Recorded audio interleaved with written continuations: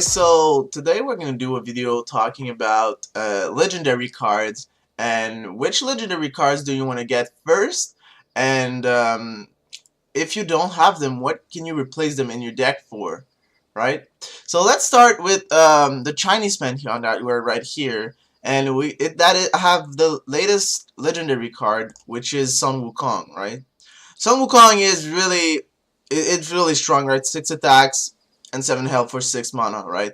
Obviously, you're not gonna find any really good replacement for Sun Wukong. It's really hard to get these stats, especially having his animal form giving him so much utility and versatility. But I think that the closest that you can get from having Sun Wukong will be another monkey, which is basically Kang, right? Kang, even though he has 4 health, he's going to be immune to range, not to abilities, keep in mind, and melee minions. And you still have 5 attack, so it is pretty strong, right? If you don't have Sun Wukong and you have a Kang, that can be a really good replacement. Now let's move on to Egyptians. Egyptians have 4 legendaries, right? You have Anubis. Anubis, he can be replaced literally by Neith, right? Neith has only 1 less health, and her ability deals 1 less damage, but you can root. You have a little bit more control with Neith instead of damage.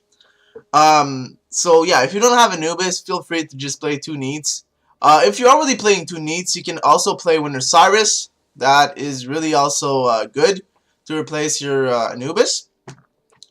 Then we're moving on to... Oh, no, let me think. Oh, yeah, to replace Anubis, you can also play Ritual Tribute on turn 6 to revive maybe your Neith. That's going to be a 6/6 then. It's going to be better than Anubis. Ritual Tribute is also a good replacement to Anubis if you have some. Then you have Annihilation, right? Dealing 3 damage to all enemies. It is really hard to replace, but usually when you're Annihilation, most of the time your enemy has 2 minions kind of on board. So you can replace that with Last Breath if you don't have them. That's going to be really effective also. Then we're moving on into Phantom's Grasp. Let me see, too far. Phantom's Grasp, right? So Phantom's Grasp, you're taking control of an enemy non-leader unit. You can obviously replace that with Executes, sorry. But if you already have double Execute, you can try and run Book of the Dead. Book of the Dead is going to give you a lot of choices. Maybe one of them will be Phantom Grasp. Maybe you're going to have Executes, and then you're going to have 2 of them. So playing Book of Thoth if you don't have Phantom Grasp could be a good replacement. For Book of the Dead, it's kind of the same thing, right? You can play Book of Thoth to try and get it. Or you can play also Ritual Tribute. That is a good replacement to Book of the Dead. You can play it earlier. You have only 1 god though, but it's only spawned from your grave instead of the enemy grave. So if you only have, like, for example, a Neith that die, you're sure to have Neith on here. So that's going to be a really good turn 6 power spike. A little less strong in late game because you only spawn 1. But, you know, you can play it faster and have a better mid-range curve maybe. And even if control, you can play that with your double Neiths instead of Anubis and Book of Thoughts and Ritual Tribute, and you can still have, like, Sisy's Neith is something scary.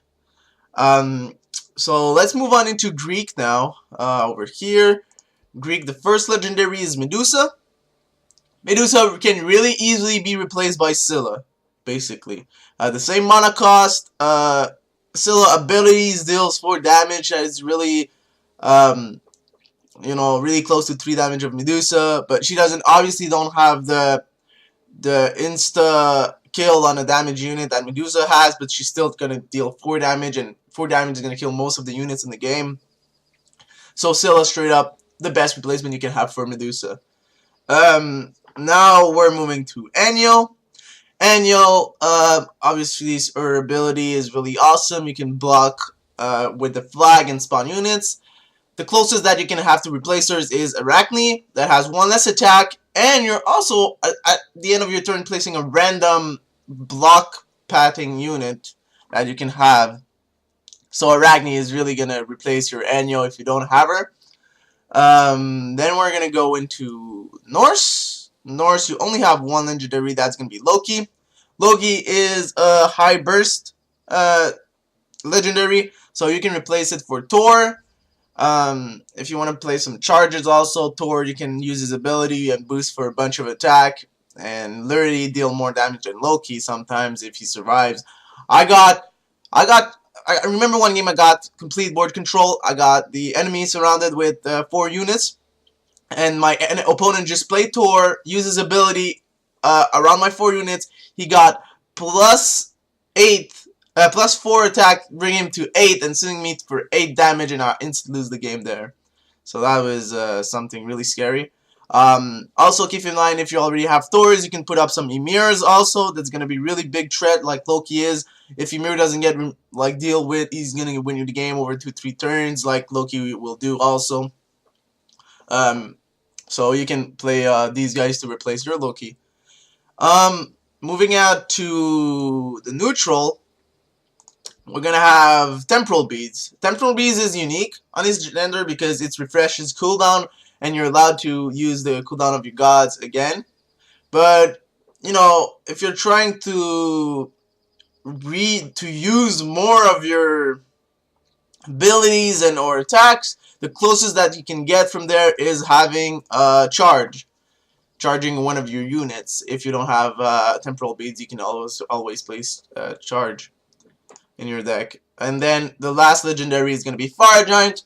So Fire Giant is not replaceable in any of the neutral minions. Like, there's no neutral minions that come close to having 7 attack, 7 health, and boosting all the damage of your all other units, right?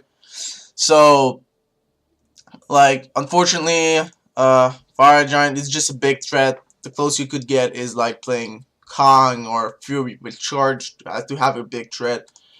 But you know, Fire Giant is really hard to replace if you absolutely need one. Keep in mind though that Fire Giant can be minion recruiters, so there's some if it's the only minion in your deck, it's got 100% chance you get minion recruiter against the Rock who played him, like Control Rock. But yeah.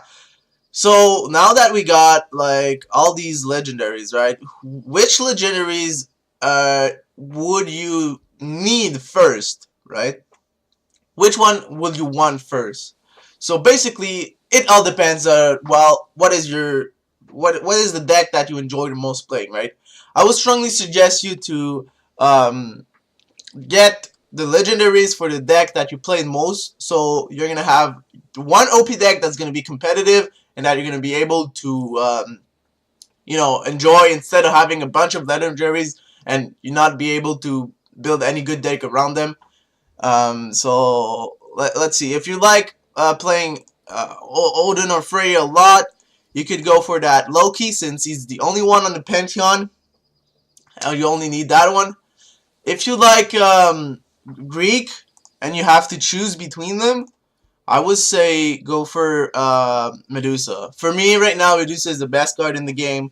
4 mana for 5 health is really hard to remove, and then you can instantly kill any unit if Medusa is not taunted with a basic attack of your leader and the ability of Medusa. Then of course you can get Enyo. Enyo is also strong but really easy to replaceable by Arachne. If you don't have it, it's really not a big deal. Then you have Chinese. Chinese is literally just we got Chinese in this patch, right? CB3. Next week we're probably gonna have the patch CB4 introducing more you know, cards for the Chinese Pantheon. We don't know if there's gonna be any legendaries in there, but for now, of course, we want to Wukong is really strong.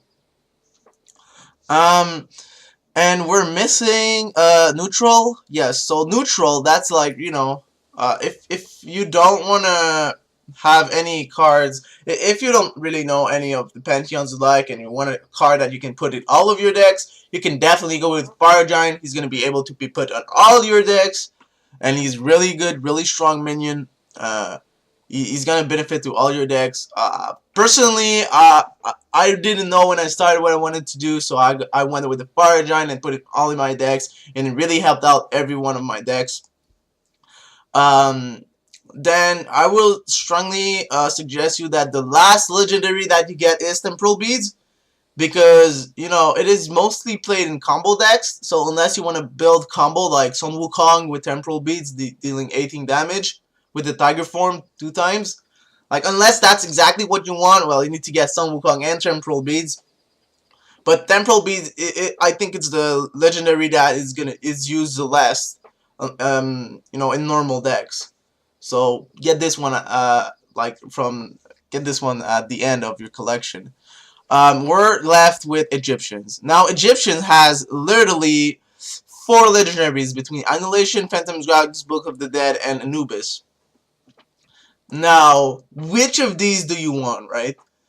Most of the time, I will say Anubis, because Anubis cost 6 mana. You're gonna often be able to play him. He's gonna be a big threat on board. You can play it on controlled. You can play it on combo. You can play it on mid range. On all the deck types, you can play Anubis. Obviously, there's no Egyptian aggro deck, but you should prioritize Anubis.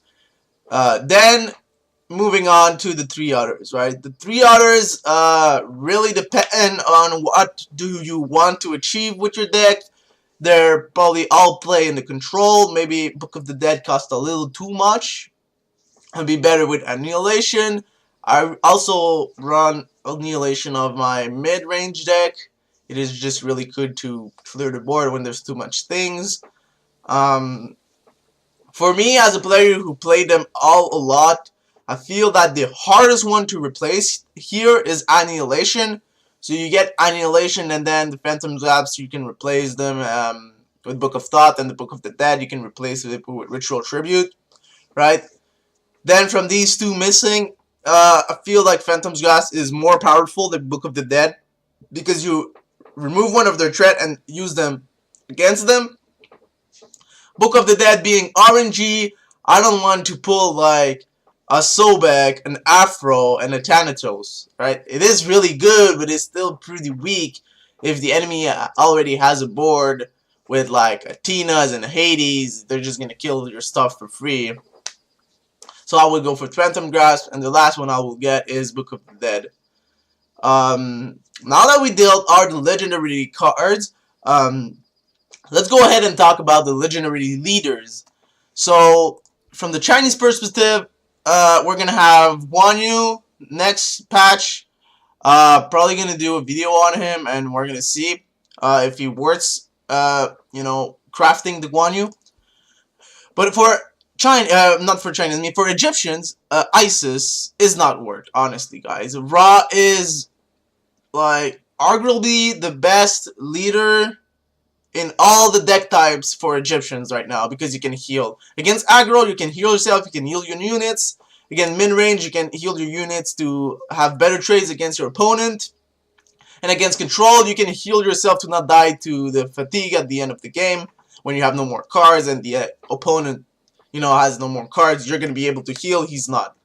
Isis has a really interesting ability to silence an enemy god or leader, but it's not really useful, and it's proactive instead of reactive like Ra, right? Ra, you get damage, you can now heal if you want to, but you don't need to. Isis, you're gonna maybe silence a god, and he's not gonna even use his ability if he didn't want to anyway, so you just spend 2 mana for nothing. I mean, Isis, I think the best way that Isis' ability is used is on Scylla, because you're literally reducing his damage by 3 and removing the pardon from her ability, because, you know, when a god uses ability, he doesn't take return damage, so kind of have pardon. So I wouldn't craft Isis. Like I don't even use Isis in my deck, as you can see. Now Greek is Poseidon. Poseidon is really cool in the control matchup because you can use his ability anywhere on the map. With tons minions, you can proc the second damage of it. He is really cool. I would probably craft him second. And Isis last if you need to. I mean, I would definitely craft Poseidon before Temporal Beads, though. It's cool because you have different playstyle. But like I see, I don't run it also because I don't have a control deck with Greek, but I would play that on Poseidon. And then you have Agronorse and Freya as the other leader that you can spend 2 mana and banish and non-leader target until the end of the next turn. Freya is definitely way better than Odin, if anything other than aggro. If you're playing control or mid-range, you want Freya, because it's basically you remove a target for 2 mana of your enemy each turn, if you're not taunted, obviously, as Freya. Freya is the first, probably the legendary leader that you want to craft. She is really, really good, and I strongly suggest you to get her first out of all the other options that you have from leaders' perspectives. So thank you for watching, guys. Leave a comment to see what you want to see next in the video. Feel free to drop a like; it really helps me out. And I'll see you in the next video.